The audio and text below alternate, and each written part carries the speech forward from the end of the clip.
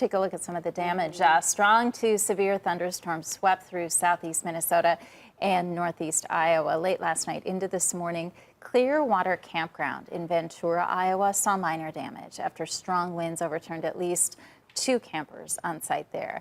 The owner of the campground didn't want to speak on camera, but did say local EMS and fire were on the scene. Thankfully, no one was hurt. A Florida resident in town for work was asleep when the neighboring camper was sent crashing into the side of his.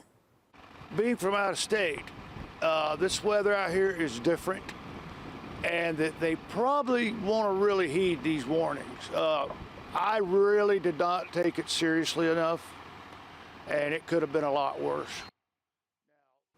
Wow. Campers who had their trailers completely overturned from this storm will assess the damage and likely be filing some claims with insurance companies once the sun comes up. Yeah, I can't even